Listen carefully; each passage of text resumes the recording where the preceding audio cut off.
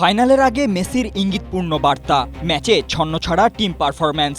Lautaro মার্তিনেজকে খুঁজে না পাওয়া মেসি সহ খেলোয়াড়দের পরিবারের অনুপস্থিতি, ফাইনাল শেষে খেলোয়াড়দের একসাথে দেশে না ফেরা, এনজো ডিপলদের ইঙ্গিতপূর্ণ পোস্ট, স্কালোনির আবেগ ও জাতীয় দল ছাড়তে চাওয়া। বিশ্বকাপ ফাইনালে আর্জেন্টিনার অসহায় আত্মসমর্পণের পর এসব কিছু নিয়েই নানা আলোচনা ও প্রশ্ন ঘুরছে সোশ্যাল মিডিয়ায়। কিন্তু আর্জেন্টিনা শিবিরে আসলে কি এমন হয়েছিল ফাইনালের আগে?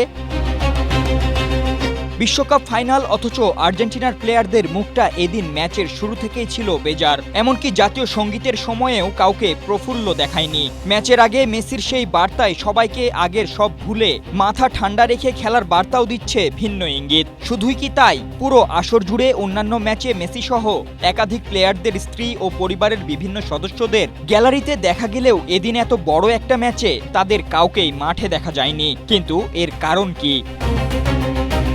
স্পেনের বিপক্ষে ফাইনালে আর্জেন্টিনা যেন নিজেদের খেলা ভুলে গিয়েছিল। একের পর এক ভুল পাস, বল হারানো, শট নিতে না পারা, সেট পিসে দুর্বলতা, সবই ছিল স্পষ্ট। এমনকি প্রশ্ন উঠেছে লিওনেল স্কালোনির ট্যাকটিক্স ও বদলি নিয়েও। পারফর্ম করা মন্টিয়েল, লিসান্দ্রো রোমেরোকে তুলে নেওয়া, শেষ মুহূর্তে ফরওয়ার্ড না নামিয়ে ডিফেন্ডার সেনেসিকে নামানো ইত্যাদি সবকিছু নিয়েই চলছে জল্পনা। তবে কি উপরমহলের কোনো চাপ, নাকি কোনো অন্তর্দ্বন্দ্বের কারণেই এমন পতন আলবিসেলেস্তেদের? সামাজিক যোগাযোগ মাধ্যমে কারো কারো দাবি, ইংল্যান্ড ম্যাচ শেষে ফকল্যান্ড ইস্যুতে আর্জেন্টিনার সেই ব্যানার নিয়ে উদযাপনকে কেন্দ্র করে কিছু একটা ঘটেছে। আবার কেউ কেউ 1990 বিশ্বকাপ শেষে ম্যারাডোনার বলা ফিফা ও রেফারি মিলে তাদের ট্রফি চুরি করেছে সেই বক্তব্যকে সামনে আনছেন।